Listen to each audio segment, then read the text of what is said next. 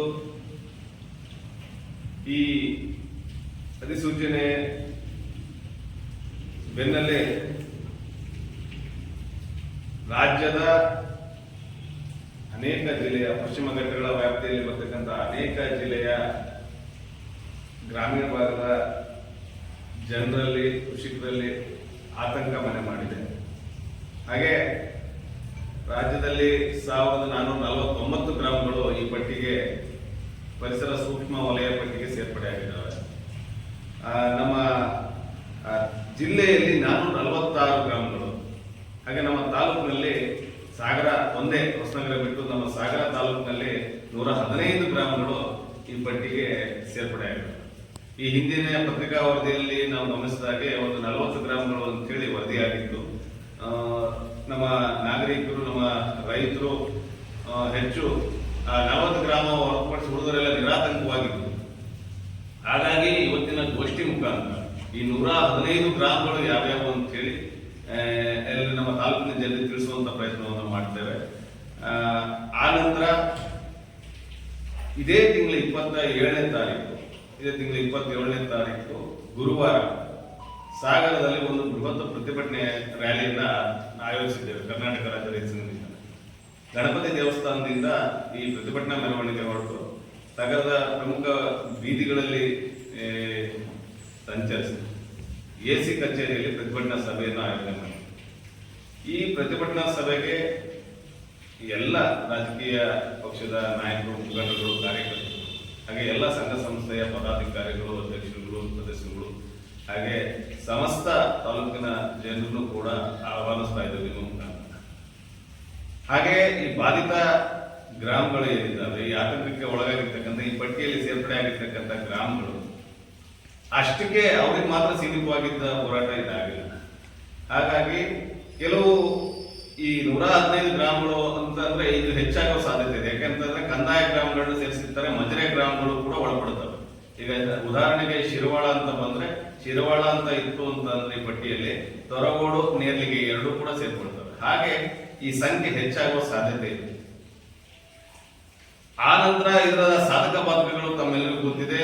ತಾಲೂಕಿನ ಜನರಿಗೂ ಕೂಡ ಈಗಾಗಲೇ ಬಹಳಷ್ಟು ದಿನಗಳಿಂದ, ಬಹಳಷ್ಟು ವರ್ಷಗಳಿಂದಲೂ ಕೂಡ ಇದರ ಬಗ್ಗೆ ಚರ್ಚೆ ನಡೆಸ್ತಾ ಇದ್ದೇವೆ. ಕಸ್ತೂರಿ ರಂಗನ ವರದಿ ಜಾರಿಯಾದ್ರೆ ಈ ಪಟ್ಟಿಯಲ್ಲಿರ್ತಕ್ಕಂಥ ಪರಿಸರ ಸೂಕ್ಷ್ಮ ವಲಯ ಪಟ್ಟಿ ಏನು ಒಳಪಡ್ತಾವಲ್ಲ, ಹಳ್ಳಿಯ ಜನರ ಬದುಕು ಹೇಗಿರ್ತದೆ ಅಂತೇಳಿ ಬಹಳಷ್ಟು ಕ್ಲಿಷ್ಟಕರವಾದಂತಹ ಬದುಕು ಬಾಳಬೇಕಾಗ್ತದೆ. ಇವತ್ತಿನ ಬದುಕನ್ನ ಕಸ್ಕೊಳ್ತಕ್ಕಂಥ ಯೋಜನೆಯ ವರದಿ ಇದಾಗಿದೆ. ಇವತ್ತಿನ ಬದುಕನ್ನ ಕಸ್ಕೊಂಡು ಈಗ 16 ತಲೆಮಾರಿನ ಹಿಂದಿನ ಬದುಕಿಗೆ ತಳ್ತಕ್ಕಂಥ ವರದಿ ಇದಾಗಿದೆ. ಮತ್ತೆ ಅಭಿವೃದ್ಧಿ ಶೂನ್ಯವಾಗುತ್ತದೆ. ಹಾಗೆ ನಿರಂತರವಾಗಿ ಮಲೆನಾಡಿಗರ ಮೇಲೆ ಒಂದಿಲ್ಲ ಒಂದು ಯೋಜನೆಗಳನ್ನ ಹೇರ್ತಾ ಸದಾ ಆತಂಕದಲ್ಲೇ ಜೀವನ ಮಾಡ್ತಕ್ಕಂಥ ಈ ಪಶ್ಚಿಮ ಘಟ್ಟಗಳ ವ್ಯಾಪ್ತಿಯಲ್ಲಿ ಬರ್ತಕ್ಕಂಥ ಮಲೆನಾಡಿನ ಅನೇಕ ಹಳ್ಳಿಗಳ ಜನರು ಒಂದಿಲ್ಲ ಒಂದು ಆತಂಕದಲ್ಲೇ ಜೀವನ ತಳ್ತಾ ಇರೋದ್ರಿಂದ ರಾಜ್ಯ ಸರ್ಕಾರ ಬರೀ ಈ ತಿರಸ್ಕಾರ ಮಾಡೋದಕ್ಕೆ ಸೀಮಿತವಾಗಿದೆ. ಇದು 7ನೇ ಬಾರಿ ತಿರಸ್ಕಾರ ಮಾಡಿದ್ದಾರೆ, ನಿನ್ನೆ ಕೂಡ ತಿರಸ್ಕಾರ ಮಾಡಿದ್ದಾರೆ.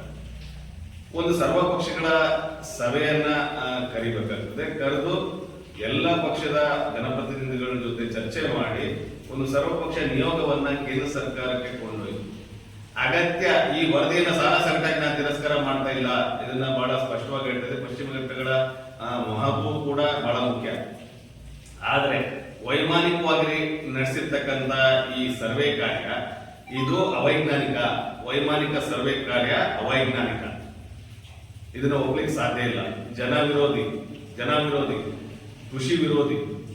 ಹಾಗಾಗಿ ಇಲ್ಲಿ ನಾವು ಏನು ಒತ್ತಾಯ ಮಾಡ್ತಾ ಇದ್ದೀವಿ ಅಂತಂದ್ರೆ, ದೈಹಿಕವಾಗಿ ಸರ್ವೆ ಕಾರ್ಯ ನಡೆಸಿ, ಜನವಸತಿ ಮತ್ತು ಕೃಷಿ ಪ್ರದೇಶಗಳನ್ನ ಹೊರತುಪಡಿಸಿ ಕಾಡಿನ ಕುರುಹೇ ಇಲ್ಲದೆ ಇರ್ತಕ್ಕಂಥ ಗ್ರಾಮಗಳನ್ನು ಸೇರ್ಪಡೆ ಮಾಡಿರ್ತಕ್ಕಂಥದ್ದು ನೋಡಿದ್ರೆ, ಇವತ್ತು ಚಿಪ್ಲಿ ಎಲ್ಲಿದೆ, ಸಂಗ್ಲ ಎಲ್ಲಿದೆ, ಪಶ್ಚಿಮ ಘಟ್ಟಗಳ ವ್ಯಾಪ್ತಿಗೆ ಸೇರ್ಪಡೆ ಮಾಡಲಿಕ್ಕೆ ಹೋಗ್ಲಿಕ್ಕೆ ಸಾಧ್ಯ ಇದೆಯಾ? ಸಾಗರದ ನಗರಕ್ಕೆ ಹೊಂದಿಕೊಂಡಿರ್ತಕ್ಕಂಥ ಗ್ರಾಮಗಳನ್ನು ಕೂಡ ಈ ಒಂದು ವ್ಯಾಪ್ತಿಯಲ್ಲಿ ಸೇರಿಸಿರ್ತಕ್ಕಂಥದ್ದು ನೋಡಿದ್ರೆ ಸಂಪೂರ್ಣವಾಗಿ ಅವೈಜ್ಞಾನಿಕವಾಗಿ ಸರ್ವೆ ಕಾರ್ಯ ನಡೆಸಿರ್ತಕ್ಕಂಥದ್ದು. ಹಾಗಾಗಿ ಅಗತ್ಯ ತಿದ್ದುಪಡಿ ಮಾಡಲಿಕ್ಕೆ ರಾಜ್ಯ ಸರ್ಕಾರ ಸರ್ವಪಕ್ಷಗಳ ನಿಯೋಗದೊಂದಿಗೆ ಕೇಂದ್ರ ಸರ್ಕಾರಕ್ಕೆ ಹೋಗಿ ದೆಹಲಿಗೆ ಹೋಗಿ ಕೇಂದ್ರ ಸರ್ಕಾರ ಜೊತೆ ಮಾತುಕತೆ ನಡೆಸಿ ಒತ್ತಾಯವನ್ನು ಮಾಡಬೇಕು.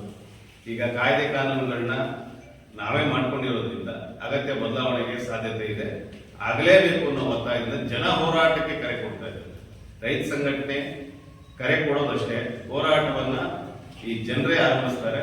ಹಾಗಾಗಿ 27ನೇ ತಾರೀಕು ಈ ಹೋರಾಟ ಆರಂಭ ಆಗ್ತದೆ.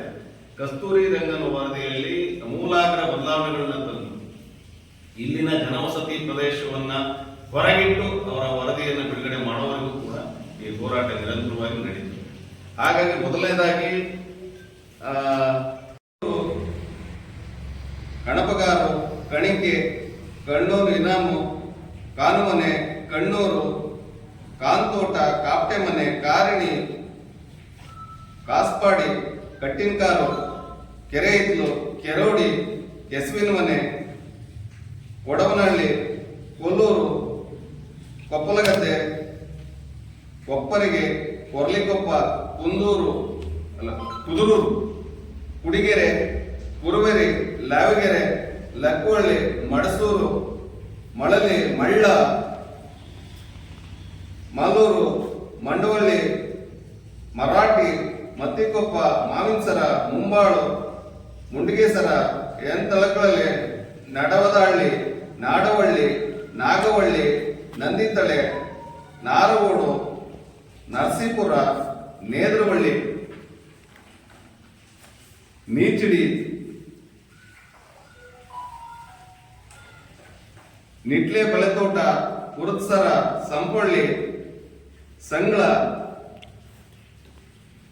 ಸಂಕಣ್ಣ ಸಾನುಭೋಗು, ಸಿರುಗುಪ್ಪೆ, ತಾಳಗೋಡು, ತಲವಾಟ, ತಂಗಳವಾಡಿ, ತುಮರಿಕೊಪ್ಪ, ಉಳ್ಳೂರು, ಉರುಳಗಲ್ಲು, ಒಳೂರು, ಎಳಗಳಲೆ, ಎಳವರ್ಸಿ, ಹೆಬ್ಬೋಡಿ.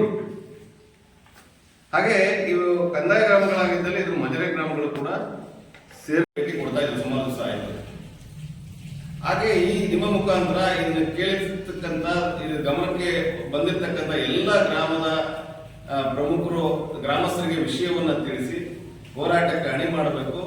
ಇದು ಜನ ಹೋರಾಟ ಆದಲ್ಲಿ ಮಾತ್ರ ರಾಜಕೀಯ ಪಕ್ಷಗಳು, ಸರ್ಕಾರಗಳು ಸ್ವಲ್ಪ ಮಟ್ಟಿಗಾದ್ರೂ ಗಂಭೀರವಾಗಿ ಪರಿಗಣಿಸಿ ಮುಂದೆ ಏನ್ ಮಾಡಬೇಕು ಅಂತ ಚಿಂತನೆ ನಡೆಸಲಿಕ್ಕೆ ಸಾಧ್ಯತೆ ಇದೆ.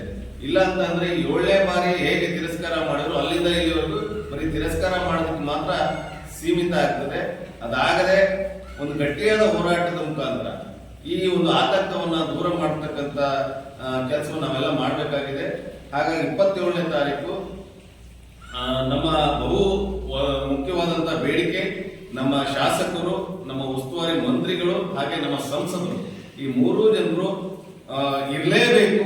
ಅವತ್ತಿನ ನಮ್ಮ ಅಹವಾಲನ್ನ ತೆಗೆದುಕೊಂಡು ರಾಜ್ಯ ಸರ್ಕಾರ ಮತ್ತು ಕೇಂದ್ರ ಸರ್ಕಾರದ ಮಟ್ಟಿಗೆ ಒಯ್ಯಬೇಕಾಗಿರ್ತಕ್ಕಂಥವ್ರು ಅವರೇ ಆಗಿರೋದ್ರಿಂದ ಅವತ್ತು ಅವರು ಬರೋವರೆಗೂ ಕೂಡ ಹೋರಾಟ ನಿರಂತರವಾಗಿರ್ತದೆ. ಅವರು ಬರಲಿಲ್ಲ ಅಂದ್ರೆ ಹೋರಾಟ ತೀವ್ರ ಸ್ವರೂಪವನ್ನ ಪಡ್ಕೊಳ್ತದೆ ಅಂತ ಹೇಳಿ ನಿಮ್ಮ ಮುಖಾಂತರ ತಿಳಿಸಲಿಕ್ಕೆ ಬಯಸ್ತೇನೆ.